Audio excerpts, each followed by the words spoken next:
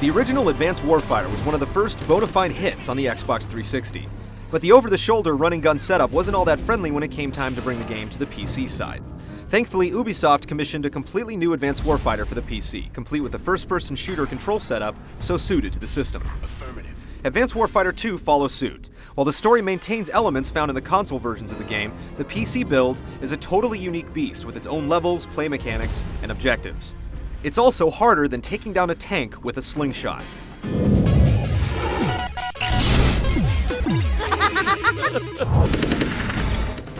GRAW 2 is a direct sequel to the previous game, though it really doesn't make any difference whether you played that one or not. Basically, a bunch of Mexican rebels have set up shop on the other side of the Mexican-US border. Not only that, but they're armed to the teeth with a few nuclear warheads and aren't afraid to use them on key targets in the US. I'd ask you to send me a postcard, except you're not officially here. Then I'll bring you back an unofficial bottle of mezcal. With the worm. You're the leader of an elite military unit tasked with going in and making sure these rebels are put down. What follows is a bunch of really overacted dialogue, stuff you'd expect in a bad military flick. We've still got buku rebel activity in Chiapas, the Yucatan, Veracruz, and right here across the border in Juarez, which is where I really need your cojones, son. Still, do we really play these games for the scintillating storyline? No. All the plotting GRAW 2 needs to accomplish is giving us a reason to score headshots on evildoers, and it succeeds. The single-player campaign mode in Advanced Warfighter 2 is a paltry 10 levels in length. It's quite short and can be finished in a couple of sittings, assuming you're very patient with the extreme difficulty. Talk to me, sir. Thankfully, GRAW 2 earns its suggested retail price with a nice selection of online play options to round out the package.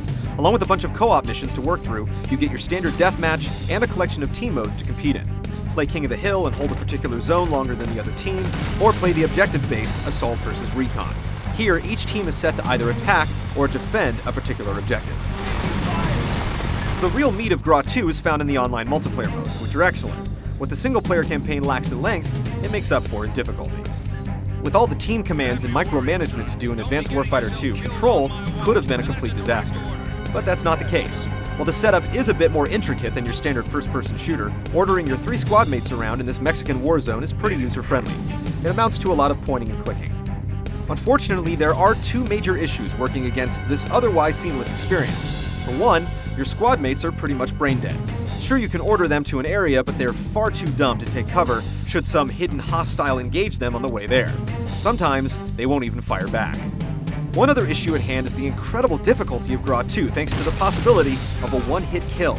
The objective in this game is definitely to crawl forward at a snail's pace, clearing every inch of each massive level before moving on. It's very realistic, but it can also get very tedious. Maybe that's why there are so few levels in the single-player campaign. Still, if it's gritty realism you're looking for rather than double-fisted bullet festivals, Advanced Warfighter 2 is about as unforgiving as you'll find.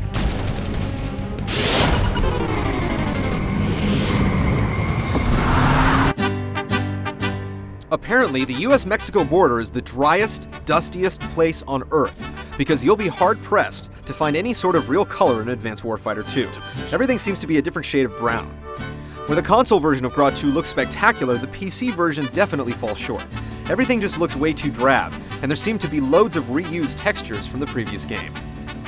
If you're a military hardware nut who likes the thought of intense firefights with realistic consequences, Ghost Recon Advanced Warfighter 2 is for you. With so much firepower and gadgetry to play with, and a nice multiplayer mode to back it all up, GRAW 2 ends up being another solid installment. With the PC, the standards for shooters are certainly higher, and the sadistic difficulty and ho-hum visuals ensure it falls well short of the excellence of the console iterations. Hang tight, Kirk. We've got our finest on the scene.